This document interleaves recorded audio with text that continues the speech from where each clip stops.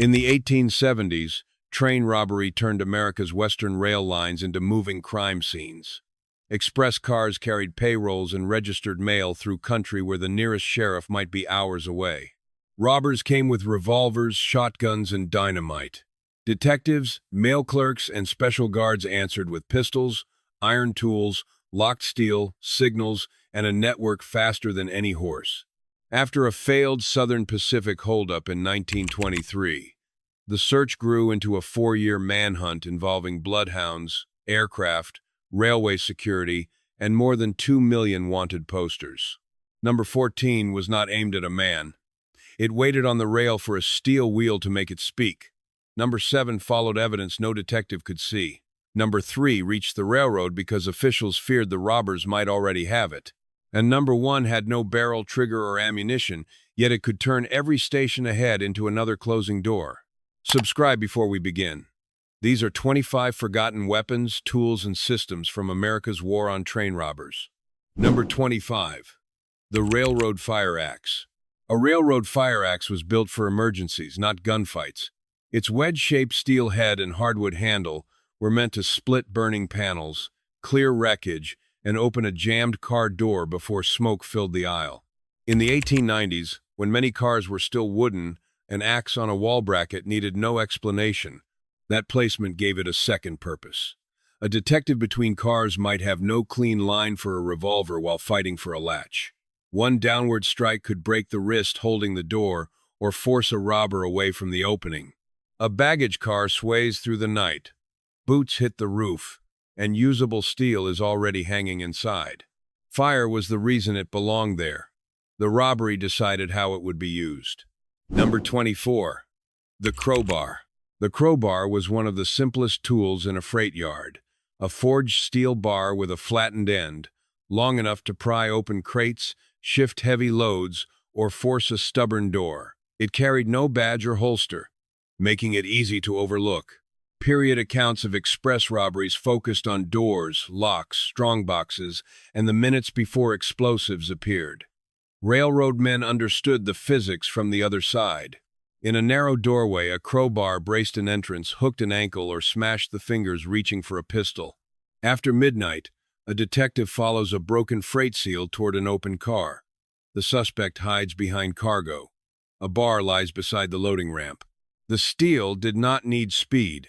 It multiplied whatever force the man behind it could produce. Number 23. The Bullseye Railroad Lantern.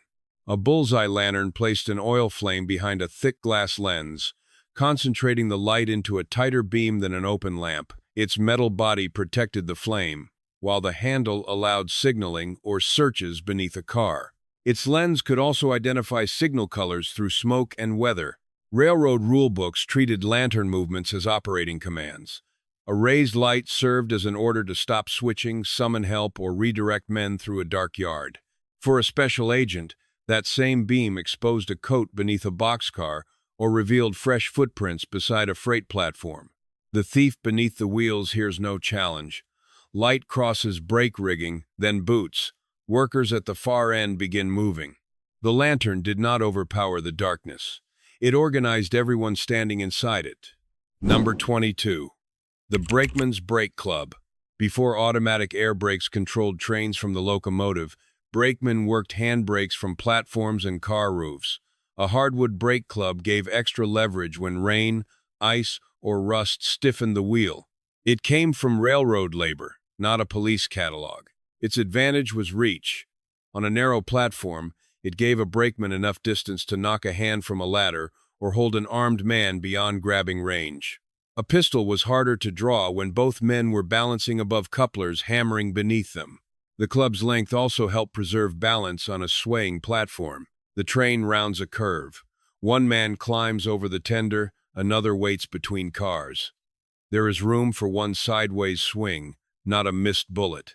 The club belonged to the brake until the brake was no longer the problem. Number 21. The Railroad Billy Club.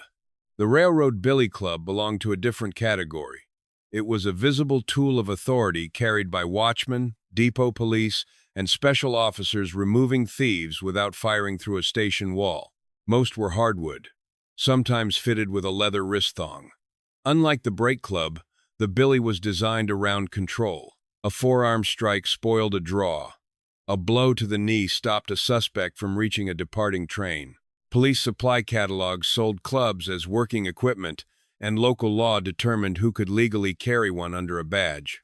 At a midnight depot, passengers see the uniform before the confrontation begins. The officer does not hide the club. Visibility is part of its function. The badge delivered the warning in public. The hardwood made the warning credible. Here is where the list changes. The first 5 objects belonged to the railroad before the robbery began. Steel for doors, hardwood for brakes, and light for the darkness between cars.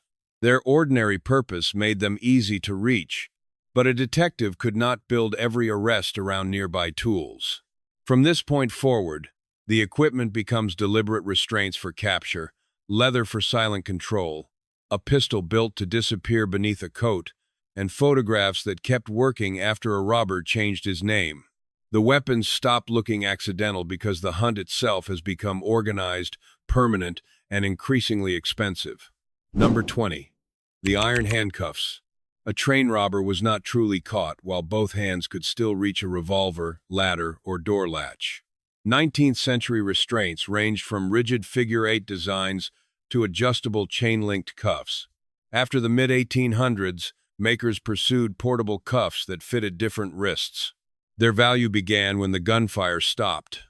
Chain the wrist behind a suspect and climbing onto a moving freight car became nearly impossible. Lock them in front, and even opening a pocket knife, working a revolver, or controlling a horse became dangerously slow. Railroad police needed to move prisoners through stations without starting another fight. Court procedure mattered too. A lawful arrest still required secured transport into the next jurisdiction. Near a water tower, an agent removes a revolver and closes the ratchet as the last freight leaves. The pursuit ended when his hands stopped being useful. Number 19. The leather blackjack. A blackjack or sap typically measured 8 to 12 inches. Heavy leather wrapped around lead shot, a molded weight, or a flexible steel core. Police supply houses sold compact leather saps as inexpensive working equipment, small enough to disappear inside a coat pocket. That concealment made it different from the visible billy club. Inside a passenger car, silence mattered. A revolver risks sending a bullet through a partition or an innocent traveler. The blackjack concentrated its weight into one short arc. A strike to the wrist could ruin a draw. A blow to the head could cause permanent injury or death. In a crowded aisle, the suspect reaches beneath his vest. There is no room for a long swing or safe gunfire. The next passenger hears only a scuffle, not a gunshot. Number 18. The Colt 1903 Pocket Hammerless. Colt introduced this slim automatic pistol in 1903. The original, .32 caliber version, carried 8 cartridges in its magazine. The hammer was enclosed inside the slide, leaving no spur to catch on fabric. Early advertising emphasized safety and portability. With no exposed hammer to snag on clothing, the pistol stayed hidden under a vest while a plainclothes operative watched a depot, followed a suspect, or boarded under an assumed name. A robber sees an empty belt. Then a hand leaves a coat pocket with 8 shots available. A revolver announced authority from the holster. The Colt concealed intent until the last possible second. Number 17. The Pinkerton Rogues Gallery. A railroad bandit could shave his beard, change his coat, and give a false name at the next Western depot. He could not easily erase a face already filed by detectives. By 1870, Pinkerton was building its Rogues Gallery. Surviving agency records contain mugshots, suspect portraits, criminal reports, reward notices, legal papers, and press clippings. The files turned memory into an investigative tool. An operative could compare a stranger with a photograph from another office. A damaged ear, scar, or familiar jawline could survive every invented identity. Hundreds of miles away, a traveler reaches a ticket window. The detective beside the stove knows him only from a worn photograph. Some manhunts began with Gunsmoke, Others began when a camera preserved the face that needed to be found before the next train arrived. Number 16. The Railway Mail, 38 revolver. After the post-war mail robberies, the Post Office Department began arming railway mail service clerks in 1921. It was a small, .38 caliber pistol carried by men sorting letters inside a rocking car. That order changed the mail car doorway. A robber forcing his way into a railway post office car was no longer confronting unarmed clerks trapped among canvas sacks and sorting racks. He was entering a narrow workspace where several revolvers might be within reach. Postal accounts later recalled clerks directly driving off attempted thieves with gunfire. A train slows and strangers approach the mail car. Sorting stops. The clerks no longer wait for a sheriff, several stations away. The important detail was not the manufacturer stamped on the frame. It was the federal order telling the clerk to shoot back. Number 15. The track wrench. A track wrench looked slower than a revolver, but it was built to move iron bare hands could not turn. Its steel body, heavy jaw, and long handle gave section crews the torque required for rail fasteners. Railroad tool catalogs listed them beside mauls and bars built for repeated punishment. Section crews used the largest versions around joints, switches, and hardware that had to hold under locomotive weight. Its jaw could catch clothing or a wrist as easily as a nut. Unlike a crowbar, the wrench concentrated weight near its head. In a maintenance shed or beside a switch stand, one short swing could crush the hand wrapped around a gun before the barrel cleared a coat. At a repair siding, a suspect reaches beneath his jacket while a wrench lies across the section crew's bench. At that distance, one compact movement decided the next second. Number 14. The railroad torpedo signal. The railroad torpedo was a small detonating signal clipped to the top of a rail. When a locomotive wheel crushed it, the explosion warned the engineer of danger ahead. Early 20th century patents described mechanisms for placing these signals away from moving trains. Its thin metal casing was held to the rail by clips, so the locomotive, not a man, supplied the final force. Different sequences of blasts carried different operating warnings. It was not a grenade, and detectives did not throw it at robbers. Its power came from control. If a bridge or tunnel had been blocked, a torpedo warned the approaching train before the crew saw danger. Fog closes over a curve. A wheel strikes the signal, and the rail answers above the engine noise. Number 14. Never needed a target. One steel wheel could warn an entire train away from the trap. Number 13. The coupling pin. Before automatic couplers became standard, Lincoln pin systems joined freight cars with a forged iron pin dropped through the coupling link. The system injured so many workers that federal safety reforms eventually pushed railroads toward automatic couplers. A dropped pin was therefore both familiar and feared among working railroad crews. It fitted one hand, survived the shock between loaded cars, and often lay near switching yards. Period newspapers reveal its violent second use. An Ohio report from 1887 described a killing committed with a coupling pin. Another account from the Mandan Yards in 1901 described an assault with the same kind of iron. The object had already entered criminal reporting. Beside a freight car, the pin broke gun hand fingers or drove a man from a ladder when the struggle closed to arm's length. A coupling pin had no owner once it landed beside the rail. Whoever reached it first controlled the fight. Number 12. The spike maul. The spike maul resembled a sledgehammer, but its steel head was longer and thinner.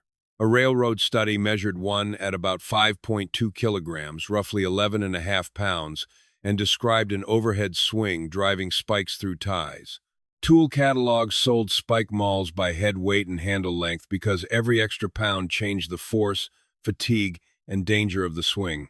Track workers considered it dangerous during ordinary labor. In a later railroad ergonomics survey cited by the study, 67% of safety officers called the spike maul the most hazardous hand tool in track work. The concern was accidental injury. Violence made the same weight deliberate. A suspect backs toward a section shed. The maul rests against a rail. A committed downswing drove iron into timber. Bone offered less resistance. 11 pounds at rest looked manageable. 11 pounds in motion ended confidence almost immediately. Number 11. The Winchester lever-action carbine. The Model 1892 represented the compact Winchester carbine, a tubular magazine, short barrel, barrel bands, and a saddle ring. Many versions used a 20-inch barrel, short enough for baggage car doors, horseback pursuit, and the confined platforms around a moving train. Dealers sold lever-action carbines as working rifles, not universal detective issue. Their value came from the form itself: more reach than a revolver, less length than a full rifle, and fast follow-up shots from a familiar lever action. Once a manhunt left the depot, an agent might cross cuts, open fields, timber, and mountain roads before seeing another station. A compact carbine stayed manageable through each change in terrain. Beyond the last platform, the pursuit needed a rifle that moved as easily as the men it followed. Notice how the fight has changed.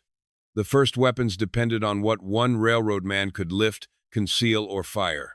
Train robbers attacked something larger: schedules, doors, locks, mail sacks, and the minutes before help arrived. From here on, defense becomes a connected system.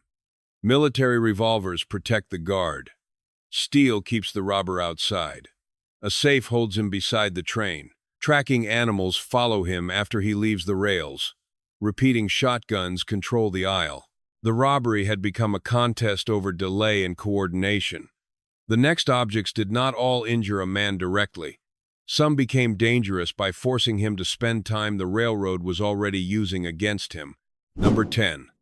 The Colt M1917 revolver. This was no pocket pistol. The Colt M1917 was a large-frame, double-action revolver chambered for the .45 service cartridge, heavier than the revolvers normally hidden under a coat. Roughly 150,000 were produced during 1917 and 1918 to supplement shortages of the M1911 pistol during World War I. The weapon later entered mail protection. On the 7th of November 1921, President Warren Harding ordered Marines to guard United States mail against robbers and bandits. About 53 officers and 2,200 enlisted Marines were distributed nationwide and aboard mail trains, often in groups of 3. A surviving M1917 associated with the mission bears USMC property on its frame and was likely issued through the Postal Service to a Marine Guard.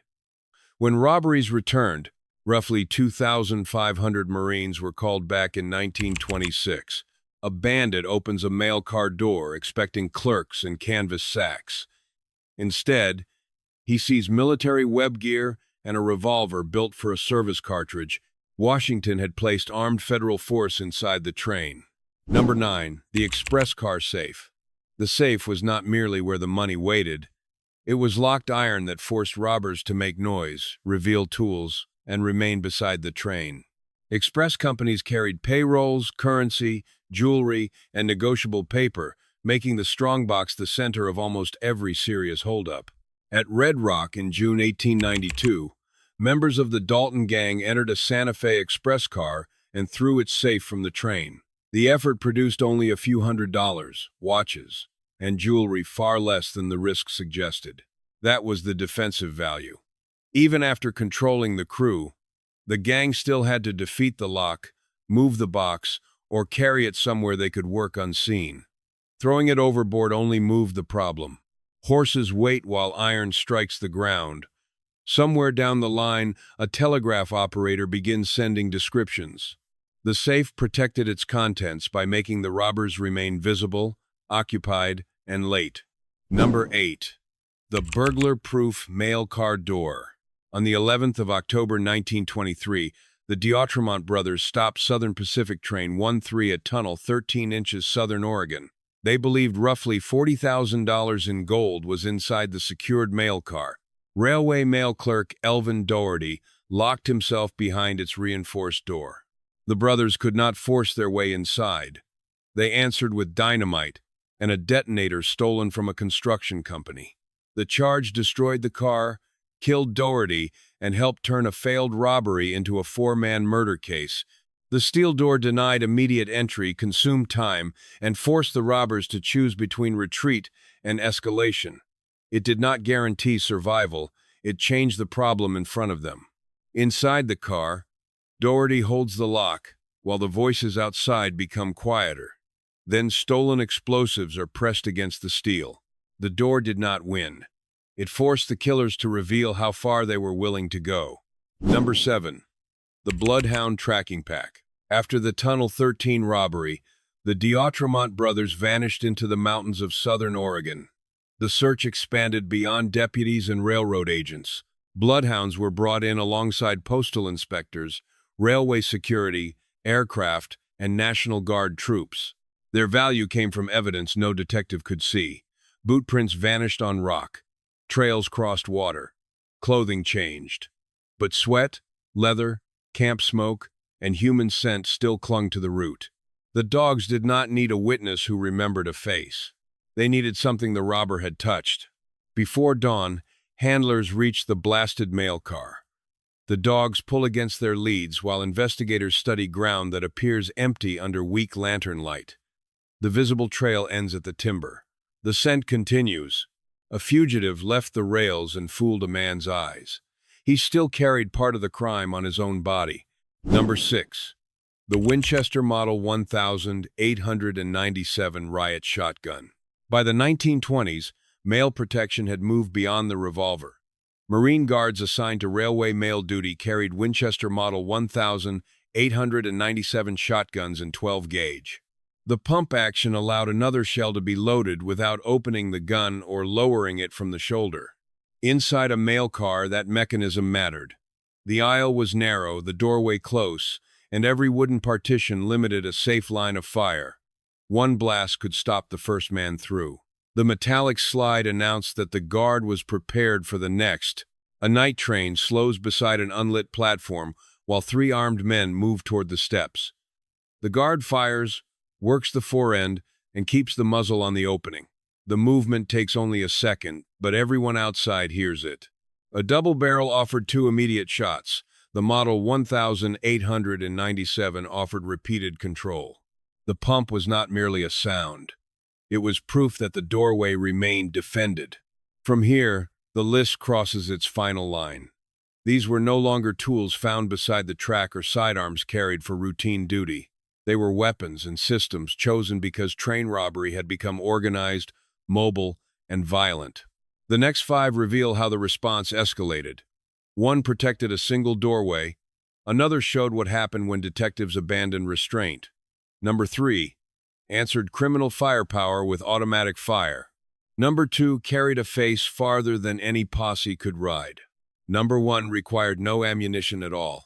The closer we move to the top, the less power belongs to one armed man directly and the more belongs to the railroad surrounding him.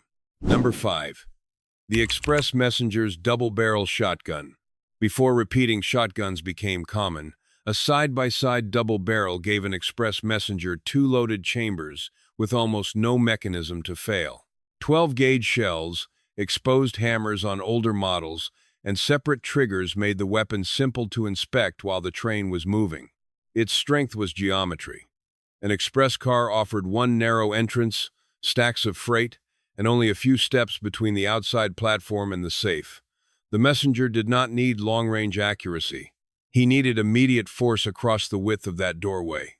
No company armed every route in exactly the same way, but period accounts describe express employees defending valuable shipments with firearms. In a confined car, 2 loaded barrels required little explanation. The robber pulls open the door and sees twin muzzles beyond the lamp. He knows the messenger has only 2 shots. He also knows both chambers are already loaded, with no slide to work and no magazine to check. The shotgun's limitation sharpened the decision at the threshold. 2 shots could not control the railroad. They could make one entrance feel impossible. Number 4. The Pinkerton incendiary device. On the 25th of January 1875, Pinkerton operatives and local supporters surrounded the James family home in Clay County, Missouri. Frank and Jesse James were believed to be inside. During the raid, an incendiary device was thrown into the house. It exploded near the family, killing 8-year-old Archie Samuel and leaving Zerelda Samuel with an injured arm that was later amputated. Frank and Jesse were not captured. Newspaper coverage turned the raid into a national public scandal, and the agency's public reputation suffered with it. The attack failed to capture either brother. What it exposed was how far a private agency would go when the hunt stopped producing results. The device crossed the line between pursuit and collective punishment, injuring people who were not the intended targets and strengthening public sympathy for the outlaws. The operatives withdraw into the winter darkness while the house burns, and the men they came for remain free. The blast created casualties, not an arrest. Pinkerton missed the James brothers and damaged the authority the agency needed to keep hunting them. Number 3. The Thompson Model 1921. By 1926, mail robbery had become an arms race. Marine guards returning to railway mail duty were issued riot shotguns and a limited number of Thompson machine guns, according to the Navy Department's annual report. The Thompson fired the .45 ACP cartridge from a detachable magazine and delivered automatic fire at once from a weapon short enough for a train aisle. That combination mattered against gangs no longer limited to revolvers and hunting shotguns. A guard did not have to expose himself for every separate shot. He could hold a doorway under sustained pressure while other men secured the mail car. At an empty platform, shapes begin moving beside the steps. The guard shoulders a weapon most Americans still knew from military trials, police armories, or sensational newspaper photographs. Only a limited number reached mail guards, and that scarcity made the decision more revealing. Officials did not arm a train with a Thompson because the route was considered safe. They did it because the older answer no longer matched the threat. The railroad had entered the same weapons race as the men attacking it. Number 2. The Wanted Circular Network. After the 1923 Tunnel 13 murders, postal inspectors turned Three Faces into one of the widest manhunts of the period. They distributed more than 2 million wanted posters in 6 languages to police departments, military posts, railroad offices, and agencies across the United States and abroad. The combined reward reached $15,900. The circulars carried photographs, physical descriptions, fingerprints, and details that false names could not completely bury. A D'Autremont brother could change clothes, cross a border, or join an organization where nobody knew his past. The paper kept introducing him to strangers on walls and desks. Each new copy made anonymity harder. In February 1927, Hugh D'Autremont was arrested after the search reached him overseas. His brothers followed into custody later that year. The train had been robbed in southern Oregon, but the identification campaign extended far beyond the tunnel. Thousands of miles away, a fugitive enters an office and notices his own face pinned behind the desk. Pauses weakened with distance. Printed copies multiplied. A revolver reached the end of a rail car. The circular reached places the detectives themselves had never seen. Number 1. The Telegraph and Railroad Wire Network. It had no barrel, trigger, or ammunition. By the late 19th century, telegraph lines linked stations, dispatchers, railroad offices, sheriffs, and detectives across distances a horse could not cover before daylight. A robbery report traveled while the gang was still dividing the money. The next depot received descriptions, watched the platform, delayed a train, or alerted officers farther down the line. The speed of that network was already obvious in 1874, when the James gang left telegraph wires uncut after a train robbery. The message they left behind was dispatched across the country before the riders themselves could travel a fraction of that distance. The same network carried descriptions, warnings, and orders toward every station ahead. That was the advantage no handheld weapon could match. A shotgun controlled a doorway. A carbine controlled open ground. Telegraph clicks activated men the robber had not seen, in towns he had not reached across several states. The gang rides away from the tracks, certain the darkness has swallowed them. Inside a depot, an operator presses a key. The message reaches the next station before the horses reach the next ridge. The wire did not strike the fugitive. It removed distance from the pursuit. Every other weapon protected a man, a door, or a car. The telegraph could turn the entire railroad against him. These objects came from a railroad world built around distance, money, machinery, and sudden violence. Some were official firearms. Others were ordinary tools. Locked steel, tracking animals, photographs, or signals turned toward the same problem. It was not a clean past. Train robbers killed workers and passengers. Detectives and private agencies sometimes crossed lines that left innocent people injured or dead. Between them stood clerks, messengers, guards, and railroad employees who often had only seconds to act. So which defense would you trust on a midnight mail train, the double-barrel shotgun, the reinforced steel door, or the telegraph wire? Leave your choice in the comments, and subscribe for more forgotten history from the dangerous side of old America.